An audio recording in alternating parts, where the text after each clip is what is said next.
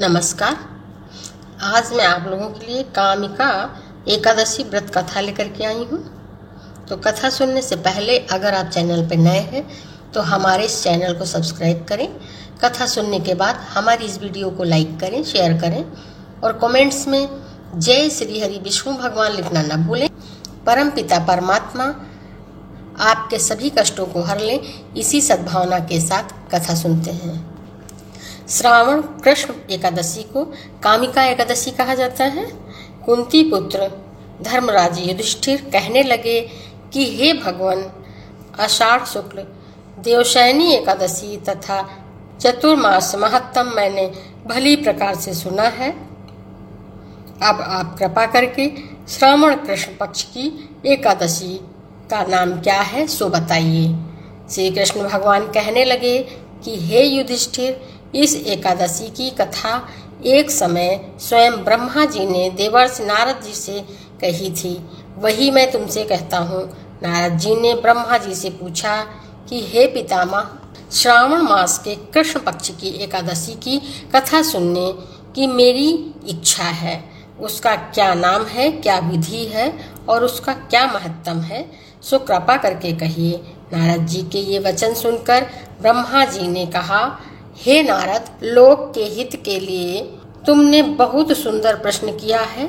श्रावण मास की कृष्ण पक्ष एकादशी का नाम कामिका एकादशी है। इसके सुनने मात्र से वाजपेय यज्ञ का फल मिलता है। इस दिन शंख चक्र गदाधारी विष्णु भगवान का पूजन होता है, जिसके नाम श्रीधर, श्री हरि, विष्णु, माधव, मधुसूदन हैं। उनकी पूजा करने से जो फल मिलता है सो सुनो। जो फल गंगा, काशी, नैमिषारण्य और पुष्कर स्नान से मिलता है वह विष्णु भगवान के पूजन से मिलता है।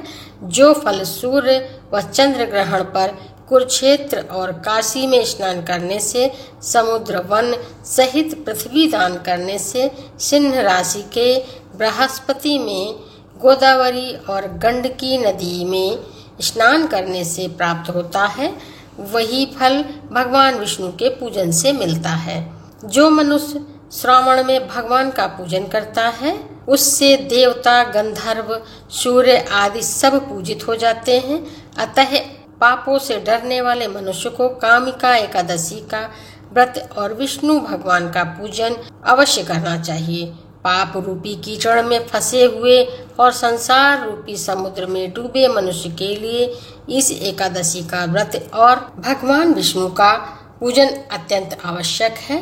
इससे बढ़कर पापों के नाश का कोई उपाय नहीं है।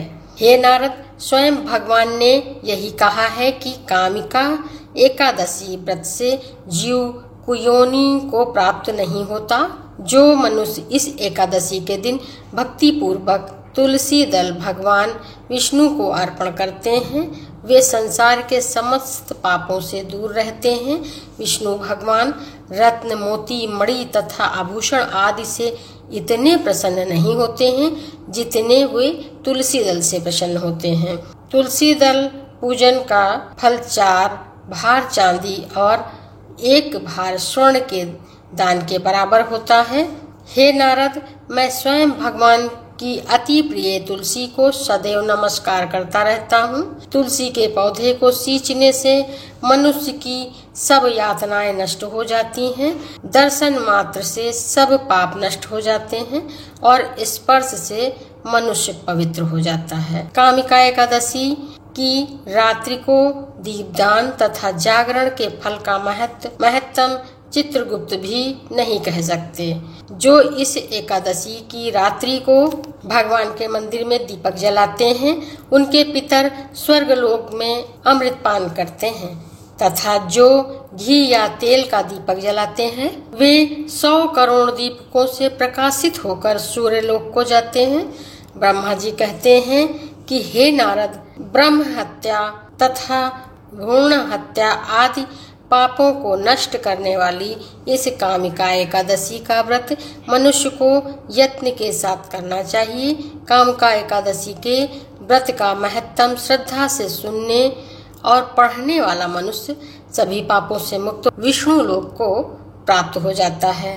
कामिका एकादशी व्रत कथा एक गांव में एक वीर क्षत्रिय रहता था। एक दिन किसी कारणवश उसकी ब्राह्मण से हाथापाई हो गई और ब्राह्मण की मृत्यु हो गई। अपने हाथों मारे गए ब्राह्मण की क्रिया उस क्षत्रिय ने करनी चाहिए, किंतु पंडितों ने उसे क्रिया में शामिल होने से भी मना कर दिया।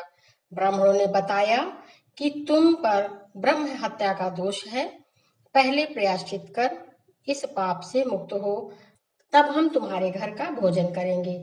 इस पर क्षत्रिय ने पूछा कि इस पाप से मुक्त होने के क्या उपाय हैं?